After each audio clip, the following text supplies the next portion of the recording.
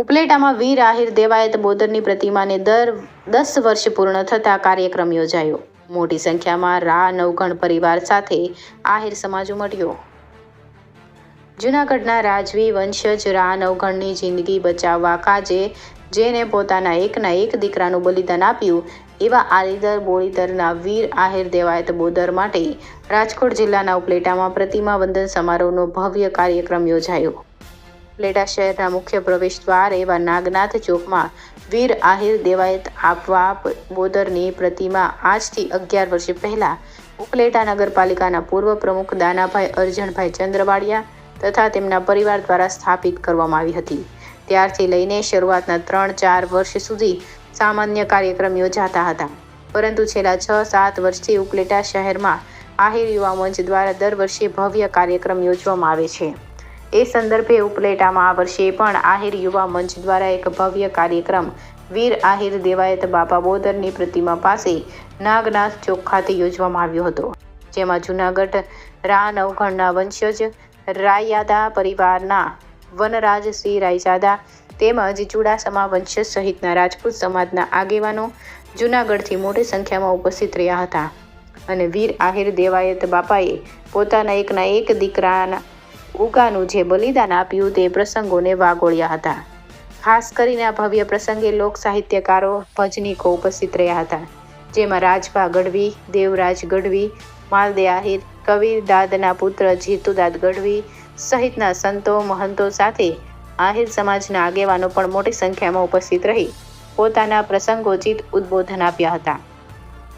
આહિર યુવા મંચના મેહુલ ચંદ્રવાડિયા દ્વારા આ કાર્યક્રમ યોજવામાં આવ્યો હતો, જેમાં જિગ્નેશભાઈ ડેર, રાણાભાઈ ચંદ્રવાડિયા, કાળુભાઈ જોગલ સહિતનાઓએ જહેમત ઉઠાવી હતી, જ્યારે સમગ્ર કાર્યક્રમનું સંચાલન દિવ્યેશ ચંદ્રવાડિયા દ્વારા કરવામાં આવ્યું હતું। રિપોર્ટ જગમા સુવા, રાજકોટ જિલ્લા બ્યુરો, ઉપલેટા। થવું અને રહેવું એ બહુ અંતર છે।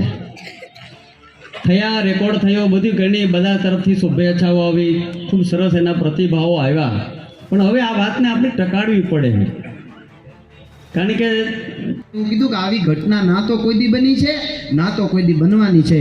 તો મારું કહેવાનું એટલું જ છે કે પન્નાધાઈએ જે દીકરાનું બલિદાન દીધું એને મારા વંદન, પણ એની પહેલાં 500 વર્ષ પહેલાં હોરઠની ધરતીમાં દેવાત બોદરે ઉગાને દઈ દીધો તો એ વાત હકીકત છે। તો આ સ્ટેચ્યુ બનાવવાનું કારણ શું? એનું કારણ એ કે એને પન્નાધાઈએ બલિદાન આપ્યું, એ પાઠ્યપુસ્તકમાં આજે પણ કથાઓ આવે છે રાજસ્થાનમાં। તો આપણું ભાઈએ બહુ સારી વાત કરી, જીતુભાઈએ બહુ અદ્ભુત, એ આપ થવું જ જોઈએ, સારો વિચાર છે। તો મારો એ વિચાર છે કે આપણે એ પણ વાતો કરી કે હવે તો હું કોઈ પાર્ટીનો નથી, પણ મોદી સાહેબ ધીરે ધીરે એવું ચિત્ર રાસ રમાતો હતો, રચાયો હતો, ત્યારે લાગતું હતું। એટલે આયોજન માટે ખૂબ ખૂબ શુભકામનાઓ આપું છું। મેહુલભાઈનો આભાર માનું છું કે એમણે આવા સુંદર પ્રસંગે એક કવિના પુત્રને આમંત્રિત કર્યો છે। અંદર એક સમયે કંકુ ચોખા અને શ્રીફળ પધરાવવામાં આવ્યું છે। આજે એના પનોતા પુત્ર ઉગાનું માથું ખોળામાં ઝીલે છે। આનાથી વિશેષ બીજું શું હોઈ શકે?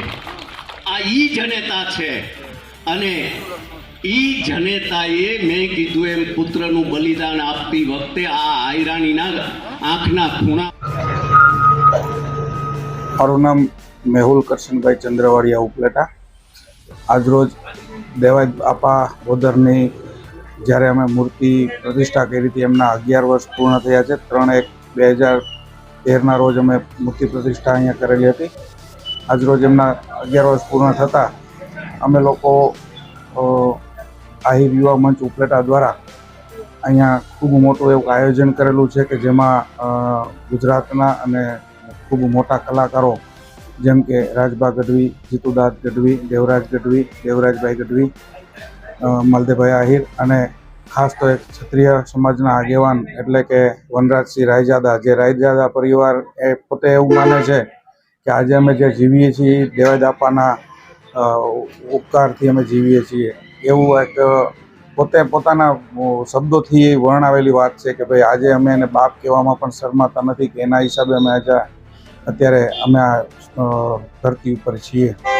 જ્યારે દેવાયત બાપાની વાત કરીએ કે પોતાના પુત્રનું બલિદાન આપીને પણ રા વંશજને જીવિત રાખેલ હતો, આવા મહાપુરુષ વીર પુરુષની જ્યારે પ્રતિમાનું જ્યારે આ વાત આવતી હોય તો એ પ્રતિમા વંદન માટે કદાચ જેટલા પણ અમે વંદન કરીએ એટલા ઓછા છે. અને અમારા આહિર યુવા મંચ અને ઉપલેટાના તમામ યુવાનો ગ્રુપો દ્વારા ખૂબ જહેમત ઉઠાવી છે કે આ કાર્યક્રમને કેમ સફળ બનાવી શકીએ, અને ખૂબ મહેનત રાત દિવસ કરે છે.